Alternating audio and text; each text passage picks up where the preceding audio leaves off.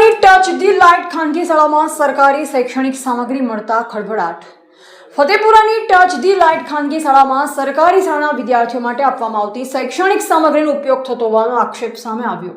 આક્ષેપ મુજબ સર્વ શિક્ષા અભિયાન અંતર્ગત સરકારી શાળાઓ માટે ફાળવવામાં આવતી પુસ્તકો, સ્ટેશનરી, રમતગમતના સાધનો, ડિજિટલ બોર્ડ સહિતની વિવિધ સામગ્રી ખાનગી શાળામાંથી મળી આવી હોવાનો દાવો કરવામાં આવ્યો છે। મહત્વનું છે કે ખાનગી શાળામાં હાલ ડિજિટલ બોર્ડનો ઉપયોગ કરવામાં આવી રહ્યો હોવાનો પણ દાવો સામે આવ્યો છે। સરકારી શાળાના બાળકો માટે ફાળવવામાં આવતી સામગ્રી ખાનગી શાળામાં કેવી રીતે પહોંચી, સામગ્રી કોના દ્વારા આપવામાં આવીને તેનો ઉપયોગ ખાનગી શાળામાં કેવી રીતે થઈ રહ્યો છે તેને લઈ અનેકો સવાલ ઉઠી રહ્યા છે। સમગ્ર મામલે શિક્ષણ વિભાગ દ્વારા નિષ્પક્ષ તપાસ કરવામાં આવીને સરકારી શૈક્ષણિક સામગ્રીના ઉપયોગ અંગેની હકીકત બહાર લાવવામાં આવે તેવી માંગ ઉઠી છે। એવા વિપુલ પ્રજાપતિ, ફતેપુરા, દાહોદ। જોવા જઈએ તો ગુજરાત રાજ્ય સરકાર અને ભારત સરકારના જે નારાઓ છે એ નારાઓમાં એવું કહેવામાં આવે છે કે પડેગા ઇન્ડિયા તभी તો बढ़ेगा ઇન્ડિયા, બેટી બચાવો બેટી પઢાઓની વાત કરવામાં આવે છે। અને આ જે બણગા ભૂકતી જે સરકાર છે એમાં ક્યાંક ને ક્યાંક સરકારનું જે મટીરિયલ જે છે એ પ્રાઇવેટ શાળાઓમાં વપરાતું હોય એ પ્રકારની વાત અમને મળી હતી। ફતેપુરાના જે ટચ ધ લાઇટ કરીને જે સ્કૂલ છે એ ટચ ધ લાઇટ સ્કૂલની અંદર જે સરકારી માલ સામાન હોય એ સરકારી માલ સામાનની બાતમી અમને મળીને આજે સવારે જ્યારે આ સ્કૂલ ઉપર અમે આવ્યા અને જોયું તો અહીંયા 4 જેટલા ડિજિટલ બોર્ડ જોવામાં આવ્યા છે। તેની સાથે સાથે જે અલગ અલગ કીટો જે છે, જે નિપુણ સર્જન કીટ કહેવાય તે, બાળકોને ડ્રોઈંગની કીટ આવે તે, પિટારા આવે તે, આ બધી જ બાબતો અત્યારે અહીંયા એટલે કે આ ટચ ધ લાઇટ જે સ્કૂલ છે ત્યાં જોવા મળી રહી છે। અને આ સરકારી સામાન છે। આપણે દરેક વખતે એવું કહેતા હોય છે કે વિદ્યાની ચોરી ન થાય, સરસ્વતીની ચોરી ન થાય, પણ આ લોકો એ વિદ્યાની પણ ચોરી કરે છે, સરસ્વતીની પણ ચોરી કરે છે અને સરસ્વતીના ધામમાં રહીને વિદ્યાની ચોરી કરે છે।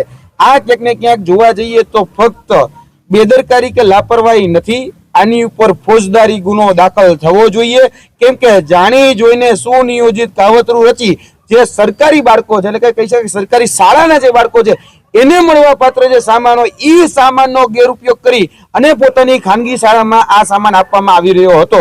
અત્યાર સુધી આ જે સામાન જે છે એ સામાનનો ગેરઉપયોગ લગભગ 2023-24 થી કરવામાં આવે છે। જોવા જઈએ તો અત્યારે જે ડિજિટલ બોર્ડ છે, ડિજિટલ બોર્ડની અંદર તમે જુઓ તો એક જ્ઞાનકુંજ પ્રોજેક્ટ અંતર્ગત આપવામાં જે ડિજિટલ બોર્ડ છે 2023-24 છે, 23-24 પૂરું થઈ ગયું, 24-25 પૂરું થઈ ગયું, 25-26 પૂરું થઈ જાય, 26-27 આવશે।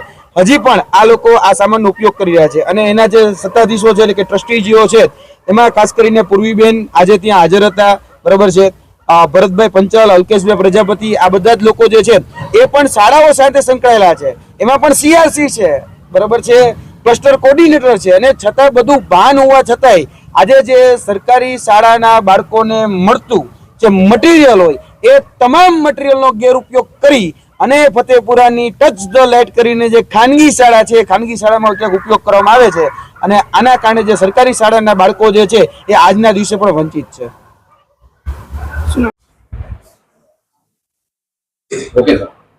ફતેપુરા તાલુકા પ્રાથમિક શિક્ષણાધિકારી ગિરવરસિંહ પ્રેમસિંહ પુવાર આજરોજ ટચ ધ લાઇટ સ્કૂલ ખાતે સરકારી પ્રાથમિક શાળાનું સાહિત્યનો ઉપયોગ થતો હોય તે બાબતે માહિતી મળતા તત્કાલ આ શાળાની અંદર 5 કલાકની આસપાસ તપાસ અર્થે આવ્યા છે અને તે દરમિયાન અમને અહીં સરકારી શાળાનું સાહિત્ય સમગ્ર શિક્ષા અંતર્ગત ગત વર્ષનું 2024-25નું સાહિત્ય અમને નજરે જોવા મળેલ છે અને તે બાબતે વિગતે તેઓની સંખ્યા અને બધી માહિતી એકઠી કરી અને શાળા સામે શિક્ષાત્મક કાર્યવાહી કરવા, શાળા ત્યાં સાહિત્ય ક્યાંથી આવ્યું છે અને કઈ રીતે લાવે છે અને બાળકોનો ઉપયોગમાં કરાવડાવ્યું છે કે એ બાબતે વિગતે અહેવાલમાં દર્શાવી અને વડી કચેરી જિલ્લા શિક્ષણ સમિતિ દાહોદને રિપોર્ટ કરવામાં આવશે। સાહિત્ય સિવાય બીજું કશું મળ્યું છે? પ્રાથમિક દ્રષ્ટિએ હમણાં અમને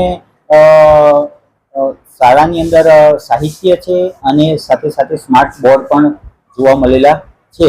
એ ક્યાંના છે એ બધું હવે તપાસની અંદર સંસ્થાના પાસેથી વિગતે પૂછપરછ કરતા એમની પાસેથી અહેવાલ લઈશું અને એમાં તપાસના અહેવાલની અંદર એ બધું ખ્યાલ આવશે કે ક્યાંથી આવેલું છે અને કોનું છે।